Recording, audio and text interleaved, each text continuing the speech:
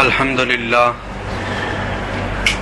للہ رب العالمین والعاقبۃ للمتقین الصلاۃ والسلام علی سید الانبیاء وخاتم الانبیاء والمرسلین اما بعد فاعوذ باللہ من الشیطان الرجیم بسم اللہ الرحمن الرحیم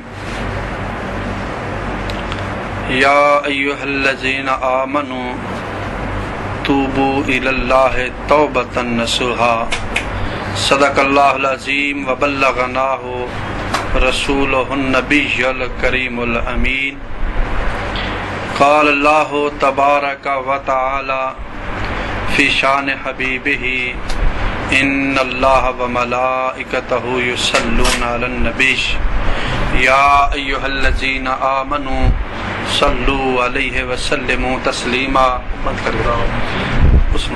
اللہم صلی علی سیدنا و مولانا محمد وعلی آل سیدنا و مولانا محمد وبارک وسلم وصلی علیہ. محبت کے ساتھ بآواز بلند درود شریف پڑھیں. اللہم صلی علی سیدنا و مولانا محمد وعلی آل سیدنا و مولانا محمد وبارک وسلم وصلی علیہ. محترم سامعین، دعا ہے اللہ تعالیٰ مجھے اور آپ سب کو ہمہ وقت حق بیان کرنے، حق کو سننے، سمجھنے اور اس پر عمل کرنے کی مولا کریم توفیق عطا فرمائے. حضرات محترم، آج کے اس درس کی اس نشست کے اندر توبہ کے متعلق کچھ گفتگو کریں گے. حضرات محترم، ابھی شب برات کی مبارک بابرکت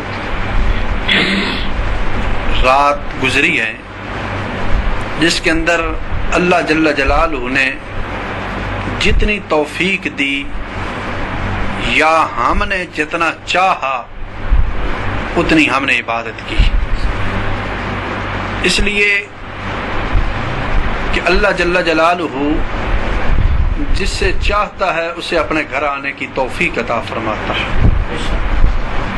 یا پھر یوں کہہ سکتے ہیں کہ اللہ آنے کی توفیق دے دیتا ہے، وہ اپنے گھر آنے کی اجازت تو دے دیتا ہے، باقی معاملہ اپنے بندے پہ چھوڑتا ہے. اب تیری مرضی ہے، تو عمل کر یا نہ کر. چونکہ اللہ جل جلالہ نے کسی معاملے میں بندے کے اوپر جبر نہیں کیا کہ جبرن تو نے ایسا کرنا. اگر عبادت اس نے جبرن کرانی ہوتی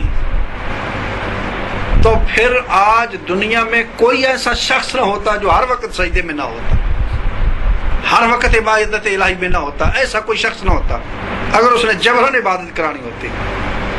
اور اگر اس نے اپنے دروازے بند رکھنے ہوتے تو پھر کوئی مسجد میں جا کر نماز نہ پڑھتا، پھر کوئی مرکز میں جا کر اداروں میں بیٹھ کر ذکر اللہ نہ کرتا، پھر کوئی عبادت کا نام نہ لیتا اگر اس نے اپنے بارگاہ کے اندر آنے سے لوگوں کو روکنا ہوتا.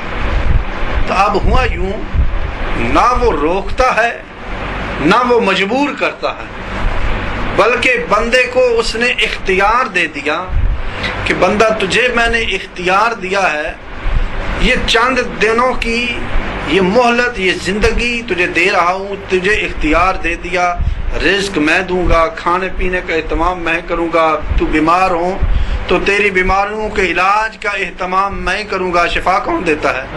اللہ دیتا ہے. تو کہا جو چیز تجھے چاہیے تو مان نہ مان، تو مجرم رہو تو مومن رہو، جیسا ہو، اس سے غرض نہیں ہے کہ تو میرا کلمہ پڑھ یا نہ پڑھ، تو نماز پڑھ یا نہ پڑھ، تو مجھے مان یا نہ مان، تو کلمہ پڑھنے کے بعد چوریاں کا، ڈکیتی، جو چاہے، اس سے غرض نہیں ہے تو کیا کر رہا ہے. میں نے جو اپنے ذمہ لے لیا ہے وہ یہ ہے کہ تیری ساری زندگی کی ساری ضروریات یہ میری ذمہ ہے. سبحان اللہ. ساری زندگی کی ساری ضروریات یہ میرے ذمہ ہے، تو کر یا نہ کر، مجھے مان یا نہ مان، میں سب کچھ تجھے عطا کرتا رہوں. دیکھ لیں کوئی ایسا شخص دنیا میں نہیں نظر آئے گا جسے میرا رب ذوالجلال عطا نہ کر رہا. ہر ایک کو مل رہا، لیکن اس کے ساتھ کہا دوں گا. چونکہ یہ میں نے ذمہ اپنے لے رکھی ہے، میں اپنی ذمہ داری سے غافل نہیں ہوتا. میں دوں گا، سب کچھ دوں گا، سب کو دوں گا. لیکن یہ بھی نہیں ہے کہ دینے کے بعد بالکل چھوڑے رکھوں گا. یہ تجھے میں نے اختیار تو دیا ہے، لیکن حساب میں آخرت میں لوں گا. اگر میں دینے میں کمی نہیں کرتا تو حساب میں بھی معافی نہیں ہوگی. پھر حساب بھی لوں گا، ذرے ذرے کا لوں گا. پھر تجھے دینا ہوگا تو نے کیا کھویا کیا پایا. اس لیے دنیا میں بھیجا، اس کی ساری ضروریات کو اپنے ذمہ لے کر بندے کو ایک اختیار دے دیا. تیری مرضی ہے مجھے مان، تیری مرضی ہے نہ مان. تیری مرضی ہے اچھے عمل کر، تیری مرضی ہے برے عمل کر. تجھے مجبور کسی معاملے میں نہیں کروں گا، تجھے تیری حال پہ تیری مرضی پہ چھوڑ دوں گا. اب آسان سا یوں سمجھ لیں کہ بندے کے پاس کتنا اختیار ہے. کتا آ رہا ہو نا، کتے کو کوئی شخص چھوٹا سا ٹکڑا زمین سے اٹھائے، مٹی کا ڈھیلا، اور وہ دے مارے اس کتے کو، تو آپ بے شک دیکھیں، تجزیہ کریں، کبھی ایسا نہیں ہوگا کہ وہ کتا اس مٹی کے ڈھیلے کے پیچھے دوڑے. وہ جب بھی دوڑتا ہے اس مارنے والے کے پیچھے دوڑتا ہے. جب بھی کاٹے گا اس مارنے والے کو کاٹے گا، اس آدمی کو کاٹے گا. وہ اس ڈھیلے کو کچھ نہیں کہتا. بھئی کیوں؟ تجھے تو ڈھیلا لگا ہے مٹی کا، یہ انسان تو نہیں لگا. تیرا غصہ کوئی ہے تو اس کے اوپر نکال، انسان کے اوپر کیوں نکالتا ہے؟ در حقیقت وہ کتا کہتا ہے ہوں تو کتا، ہوں تو جانور. اتنی بات میں بھی جانتا ہوں، یہ ڈھیلے کا اختیار نہیں ہے کہ وہ خود اٹھ کر مجھے لگے. لگا تو ڈھیلا ہے، مارنے والا ہاتھ پیچھے کوئی اور ہے. جو پیچھے رہ کر کام کر رہا ہے نا، وہ ہاتھ کوئی اور ہے. اس لیے میں پیچھے والے ہاتھ کو دیکھوں گا، اسے کیا دیکھوں؟ یہ تو محض مجبور چیز ہے. اس مٹی کے ڈھیلے میں کیا پڑا ہے؟ کہ پیچھے جو ہے وہ با اختیار وہ ہے، اس کے اندر اختیار نہیں ہے. اس لیے وہ کتا انسان کو کاٹتا ہے، مٹی کو نہیں کاٹتا، کیونکہ وہ جانتا ہے یہ مجبور ہے، وہ مجبور نہیں ہے، وہ با اختیار ہے جس نے اسے پھینکا ہے. تو اب پتہ یہ چلا انسان با اختیار ہے. اور یہ بات تو جانور بھی جانتے ہیں کہ انسان با اختیار ہے. یہ ایک الگ بات ہے کہ انسان ہو کر نہ جانے کہ میں بے اختیار ہوں یا با اختیار ہوں. اللہ جل جلالہ نے انسان کو اختیار دیا، دنیا میں بھیج دیا، سب کچھ ہو گیا. اب اس اختیار کے ہوتے ہوئے یہ انسان اگر چاہے تو اللہ کی بارگاہ میں چلا جائے، چاہے تو زندگی نافرمانیوں میں گزار دے. جو زندگی نافرمانیوں میں گزارے گا قیامت کے دن حساب دینا پڑ جائے گا. اور جو زندگی فرما برداری کے اندر گزارے گا قیامت کے دن اگر اللہ نے چاہا تو اس سے حساب لے گا تب بھی کرم نوازی فرما دے گا. اور اگر اس کی رضا شامل حال ہوئی، اس نے چاہا تو بغیر حساب ہی کے جنت عطا کر دے گا. وہ اتنا راضی بندے سے ہو چکا ہوگا کہ اب اس سے حساب لینے کی بھی ضرورت نہیں. اس لیے محترم سامعین، جب بھی دعا مانگیں کبھی یہ دعا نہ مانگیں کہ اللہ میرے ساتھ عدل کرنا. آج لوگ دعا مانگتے ہیں نا تو وہ خدا سے یوں کہنا شروع کر دیتے ہیں. جب اگر دو معاملات میں کسی شخص کے ساتھ کوئی معاملات ہوں، دو شخصوں کا آپس میں معاملہ، تو کہتے ہیں یا اللہ عدل کر.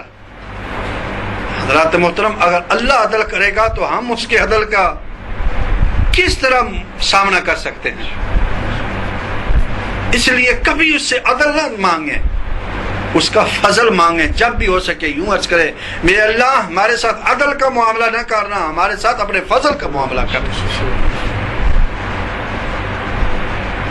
حضرت میاں محمد عارف کھڑی رحمۃ اللہ علیہ اسی بات کو سامنے رکھتے ہوئے وہ فرماتے ہیں عدل کریں تے تھر تھر کمن اچیاں شانہ والے، فضل کریں تے بخشے جامن میں ہاں میں